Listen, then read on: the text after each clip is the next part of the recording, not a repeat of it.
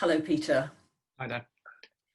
So one of the nice things about today for me is I'm getting to have conversations with a lot of people that I know anyway and have known for quite a long time. And so we decided that we weren't going to talk about some of the things you're very used to talking about, of which there could be a huge range of things, as we've just heard from the introduction. We decided to do something a little bit different, which for you to share anything you're happy to share about some of the more personal reasons you've ended up taking the views you do and having the positions that you hold. Because I think in common with a lot of us, this is not just clinical and academic and career interests, it's rooted in our own personal experiences. So be very interested to hear about how that plays out in your own life and your own career. Okay.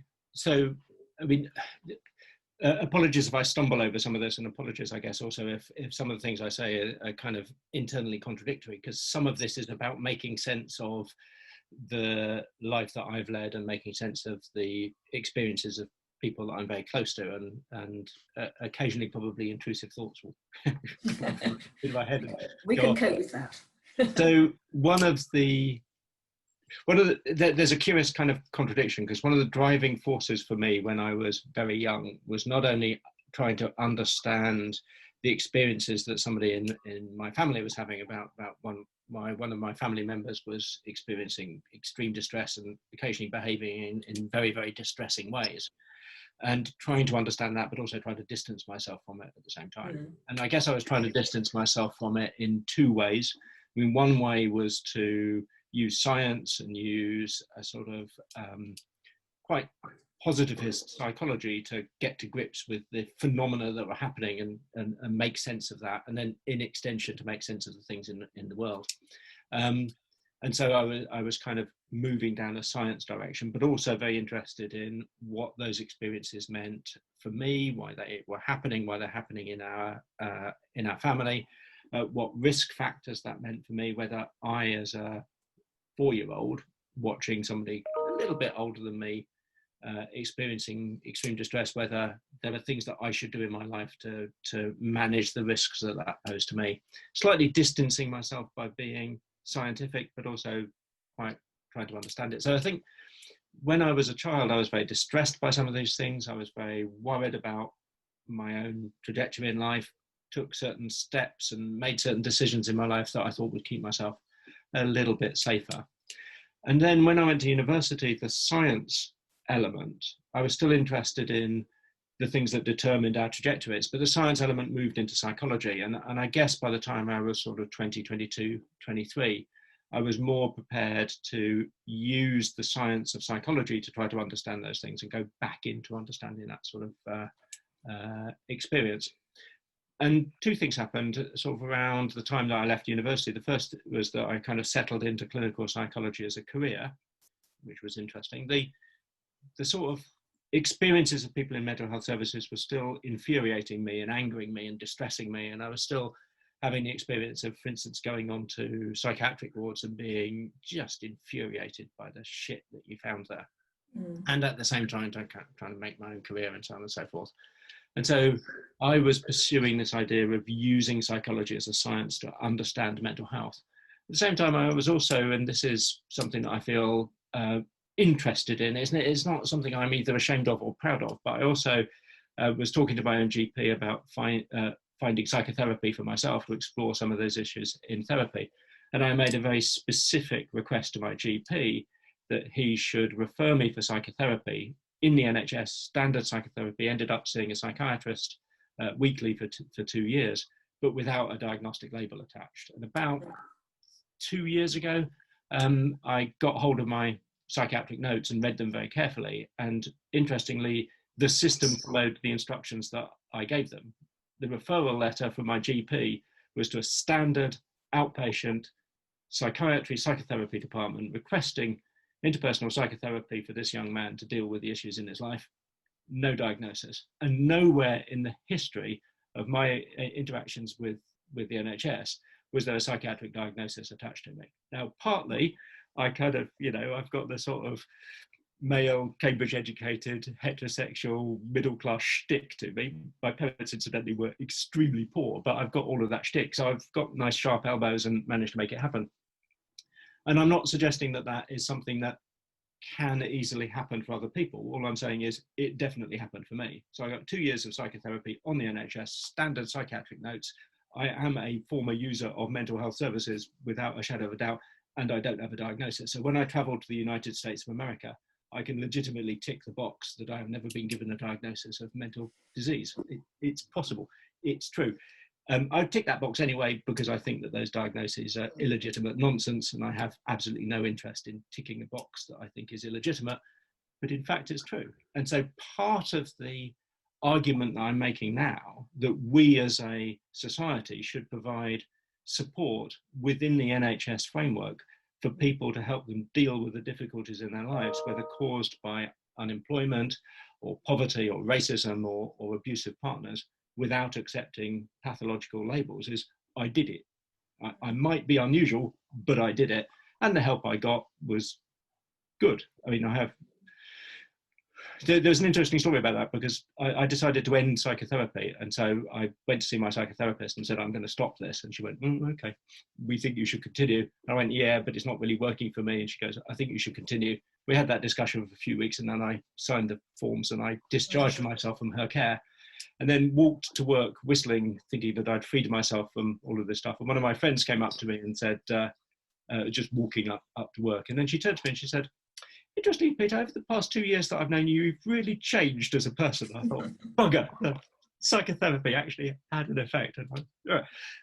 Anyway, but my point is I did that. And part of the reason why I wanted to receive psychotherapy was because I was still troubled by all of these issues about whether my behavior and my outlook on life, and whether some of the concerns that I have were shaped by the sort of parenting that I had. To what extent could I escape from the genetic inheritance that I've received? To what extent is the behavior that I see in myself redolent of a particular characterological or even biological vulnerability? To what extent is it normal? Does everybody have these fears? All of that sort of stuff was playing out in psychotherapy. So that happened. At the same time, I was exploring research into serious mental health problems. So I was working on psychological models of paranoia, why people develop paranoid ideas, and then, because I was quite good at it, moving into developing treatment trials, so treatment trials for people diagnosed with schizophrenia. And then what happened, I guess, for me is probably for very, very selfish reasons, I simply adopted those labels. So if you look at my record on Google Scholar, I've got papers published about personality disorder. I've got papers published about schizophrenia, about... You're willing to confess to it to this audience, Peter. That's brave. But I mean, we've all been on a journey, I think, to sometimes adopt very different perspectives on these labels, haven't we? Whether from a professional point of view or a survivor point of view, or any other point in between. So yeah, so part of it was, I guess, thinking about labels like paranoia, labels like delusion, labels like hallucination, and I think honorably attempting to come up with a humane and egalitarian and compassionate, but also psychological account for those phenomena. Yes, and it's interesting that to me, the threads of your career go back a long way, don't they? It's almost like you are primed to be likely to take this kind of path, perhaps from the age of 4,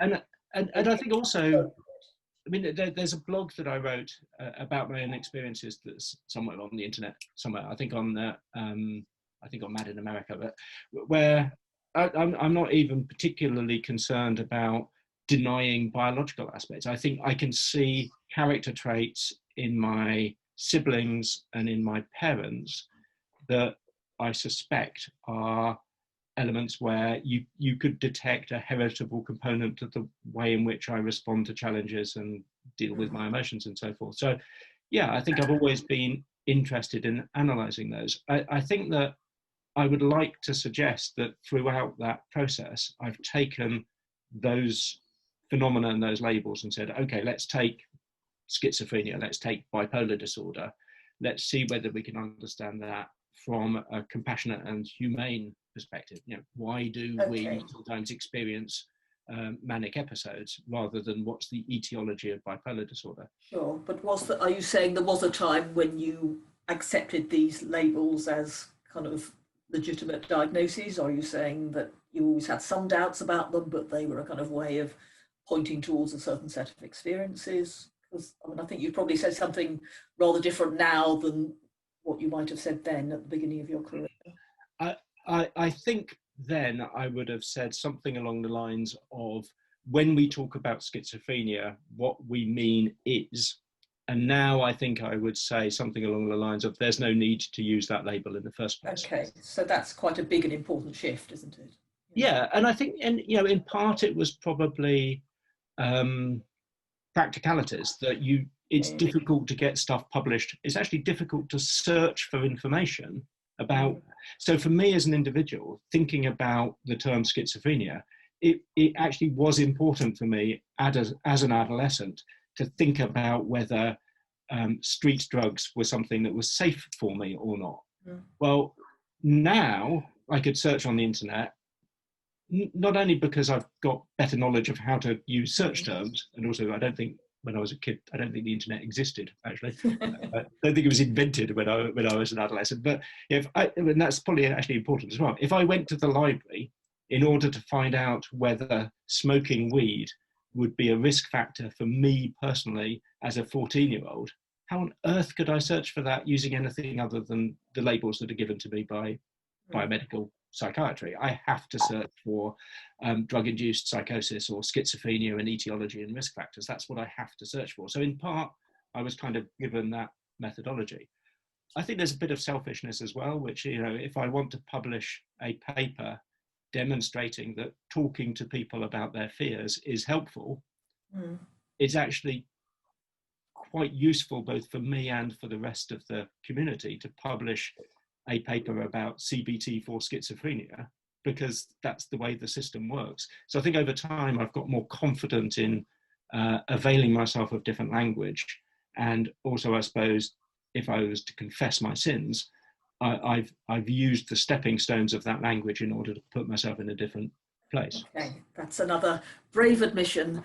But I mean, interestingly, you've ended up in a position where you've been willing to put your head above the parapet in a quite, you know, make some extraordinary radical statements in a way, partly through your roles in the Division of Clinical Psychology and the British Psychological Society. I think you were largely responsible for the BPS statement when DSM-5 came out.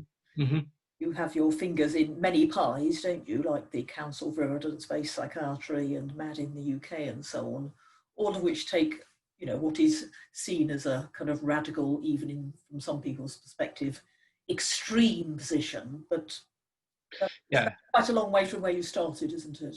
Yeah, and also, you know, I mean, in part, I guess I haven't exactly been an undercover agent, but, you know, I wear this mind.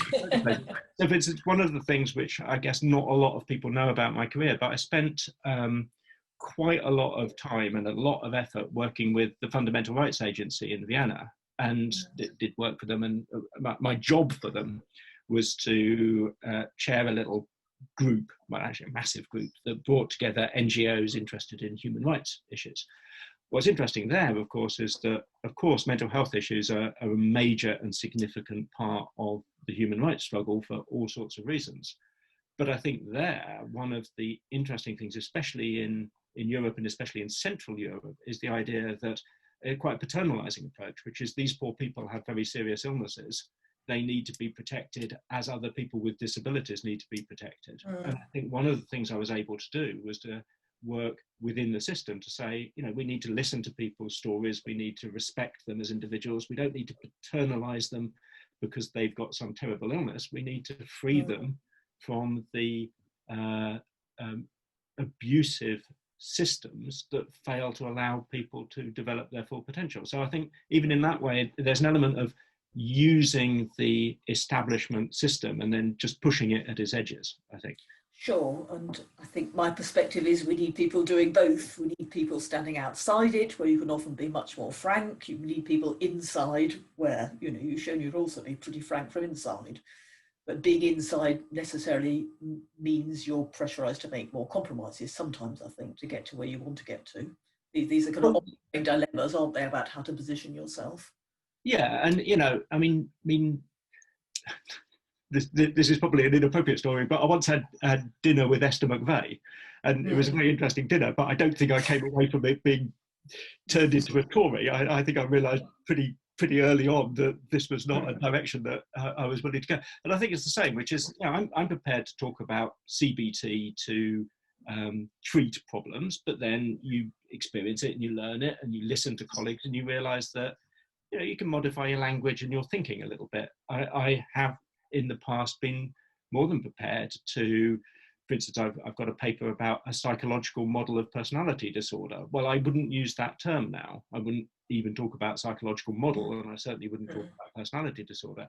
But the idea of 10, 15 years ago, thinking about how abuse can affect the way that we relate to other people after the abuse has stopped, that's a legitimate sort of thing to do. Yes. Yes, and where you and I both want to get to, and I guess most of the people who are listening want to get to, is where we don't need to use this PD term. Yeah, of course. Yeah, that's what we and I think you get there through I don't want to be too kind of like intellectualized about this, but you get there through a process of dialogue. You get there through a process of the philosopher Hegel talked about this, where you set out a thesis and then there's an antithesis and then you get synthesis and the things move forward. So it's through engaging with these debates that we move forward. I mean, there are still debates going on now. So I know that I know that you and Joe have differences of opinion with me about things like objective science and about measurement and about operational definitions and about the ability to take an objective perspective on somebody else's problems. And I think that's okay. I don't think you're right, of course, but it's okay to be wrong. One of the good things, Peter, about being part of a large, loose, group of people, psychologists, psychiatrists, campaigners, activists, survivors, is that I feel we can disagree quite forcefully sometimes, but actually we are fundamentally aiming in the same direction, and I always feel very supported by having people around me, and it's none of us, I hope, want people who simply just agree with us. Well, one of the other things that I wanted to say on a personal level is actually not only about labels, but about drugs, because that's another part of what we talk about. And one of the interesting things that has, I think it's interesting, one of the things that has fueled my interest in this area is about how psychiatric systems, how residential care, and how about medication has helped people. And I've seen people that I'm close to, I think, I wouldn't call them medication, of course.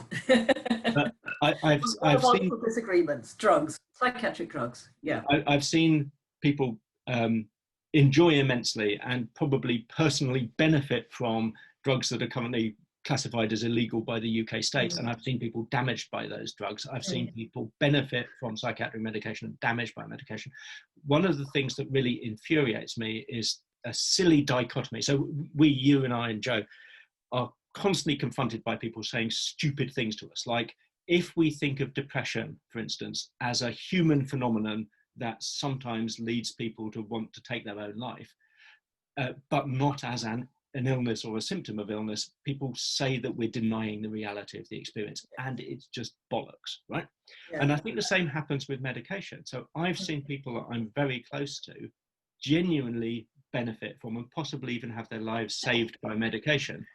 But I don't think they need to be given a diagnosis of schizophrenia, sent off to be treated for it, and told that they have to stay on these drugs for the rest of their lives. It's just infuriating. It is infuriating, and it's partly infuriating because we seem to go around these arguments so many times, and some of these understandings are so predictable and I think sometimes deliberate. But if we can shift topics slightly, I mean, I regularly get comments, and I don't know if you do as well. If I go to other countries, people will say to me things like, why is the UK so amazingly forward-looking and has all these wonderful things? happening that we don't, and all these people who are prepared for different perspectives. And I think we both know it doesn't feel like that on the ground at all in some ways. There's a long way to go, but I do think we are lucky enough in the UK to have quite a significant trend of thought that is at least allowed to say these things. There is a recognition of discourses. There's quite a few people, you know, collectively putting forward alternatives. Why do you think that might be more true of the UK than elsewhere? I think it's true because of two big systems that we have, which probably under threat at the moment. I think the first is academic freedom, not just at universities, but generally academic freedom. I think the UK is a country where we have a lot of freedom to speak our mind, and we're actually, if this isn't a bad word, we're quite tolerant of dissenting views. We're also quite tolerant of arguing with people. So yeah, if we take some of the people that I think are simply incorrect, there are people with whom I've had debates on stage and in writing, and you know, I think they're incorrect. So for instance, if we take DSM-4, DSM-5, if we take I think I was on the radio talking with Daniel Kupfer, who was the editor of DSM-5. I profoundly disagree with the direction of travel that DSM-5 took. If I heard that he'd lost his job because of the work that he'd done, that would be appalling. That would be terrible. And I think, you know, all of the people involved in debates in the UK are tolerant of different opinions. We genuinely tolerate it. And in the universities, we tend to be rewarded for doing interesting work, publishing papers that take the debate forward. Our vice chancellors tend to defend us for these things, with the exception of occasional emails that we get, which we have a debate with it. So I think universities are quite supportive of dissenting views. The other major thing is the NHS, and the NHS is not only a service which is free at the point of use, it's also something else which is really, really important, which is, unlike other healthcare systems, it doesn't tend to demand that the prescribers and referrers have a paper trail with codes that necessitate a particular course of action. So if we take my particular example, my GP referred me for a course of psychotherapy, which in NHS terms is quite expensive. It was an hour of a psychiatrist's time for every week for 2 years. That's a substantial proportion of time. He was able to do that simply by writing a letter. There wasn't an insurance code. So even if it's free at the point of use, free at the point of need, it wasn't the case that he, my GP, could refer me for psychotherapy and then quote a code that would allow me to get the psychotherapy for free. He didn't have to do anything. He just said, this guy needs this help. And the psychiatrist responded by going, I'll make a slot in my diary. And that's the way it worked. I think both those aspects are important. And because of them, it sounds like you and your family were able to experience both the best and the worst of mental health care in a way, which is interesting.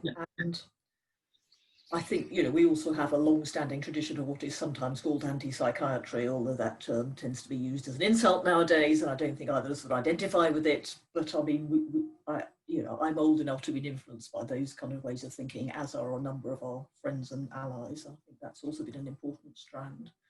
And why the UK developed that's another question.